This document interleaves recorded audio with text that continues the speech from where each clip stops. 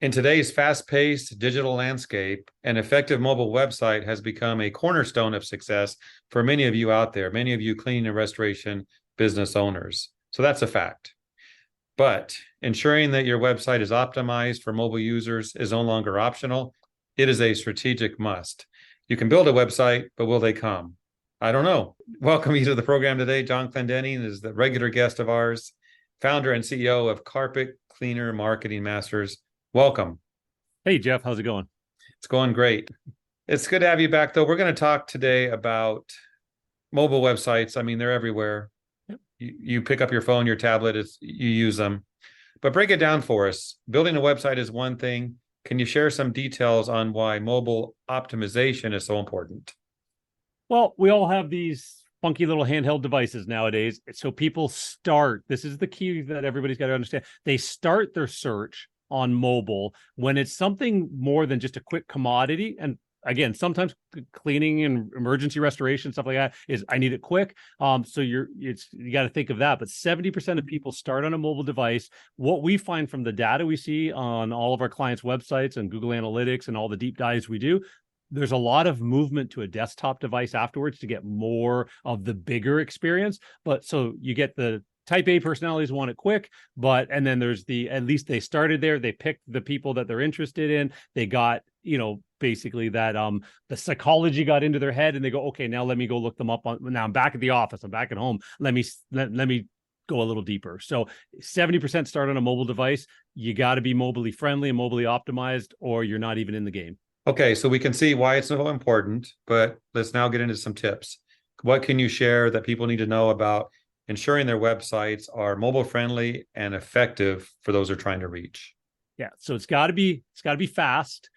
Because it's 70% start on a mobile device, you got to think mobile first. So as you're building the website, the desktop site can look different than the mobile. In today's day and age, it's called responsive sites. You don't need two separate sites like we used to, back 5, 6, 7, 8 years ago and before. We had to build two separate sites. One was the M.dot of your website. Now it's all responsive, but you can still turn things on and off. Your mobile site should feel and act like a social media app that they're used to. When they scroll, they should see like the form, then they should see some images, they should see some text. Like make it feel like the Instagrams and the Facebooks and the Twitters and all that stuff they're used to using. If you get that right feel and you keep it sort of chunked down to only the important stuff on the mobile, actionable, really clean navigation, click to call button, so they just click it and the phone, they're on the phone with you. All of that makes your mobile website ready to go, and it also helps it rank better. Google actually has a mobile first ranking strategy now as well, so they don't care as much what's on your desktop site. The mobile first ranking for their mobile maps and their mobile organic rankings is actually key. Let's pivot, John, to something everyone does: text. Yeah. Text messaging. It's become the way we communicate. How can businesses use text messages in their mobile marketing plan? And how can they find the balance between consistency and spamming? Yeah. So there's a couple really cool ways to use text messaging in mobile marketing. One of them is obviously on the website. Some people like to have a live chat. That's a little bit like that is text. There's a bit, when we use it in Facebook Messenger, that's text. But what we like to do is chat to text. When the person fills that out, they get a message right back in their cell phone in their native text app. And from that point forward, they don't have to stay on your website. They walk away. You can text them back. So having a chat to text, using things like appointment reminders, feedback requests after the job, and review requests. Those kinds of things are the great basis to start your text messaging journey with.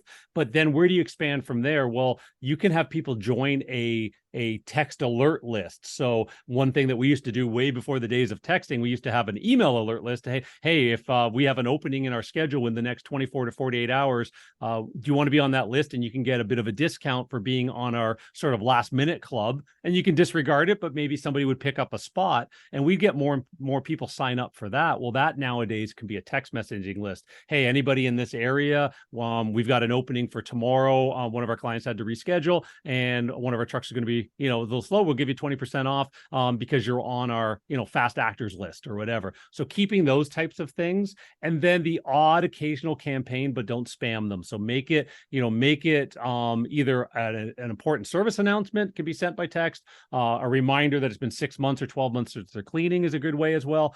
And then just maybe you have a summer sizzler offer, but do not be spamming them with deals or they're going to unsubscribe. But really critical to text messaging, make sure they've given you the okay to text them first. Have an actual digital opt-in. So wherever that is on whatever form you've got documentation, because the cell phone carriers are getting more and more strict on that. And if you send a text message that wasn't to somebody that didn't want it, they could, alert you and get you fined. Good information. We're going to go into overtime because this last question has to be asked. It's about, if I want to improve what I'm doing, I can look at competitors' websites. Yep. How can I do that ethically? Can you share some thoughts there as we wrap this up?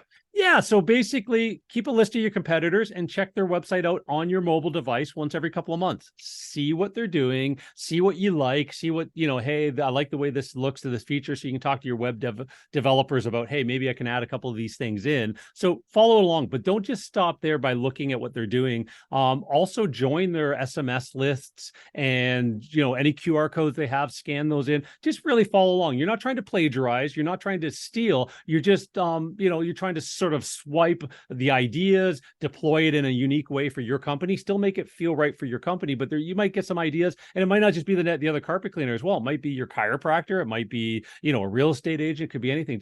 Just follow along different websites like that, and just keep an eye on what people are doing. As everything's constantly evolving faster and faster, you might pick up some good ideas that work for you.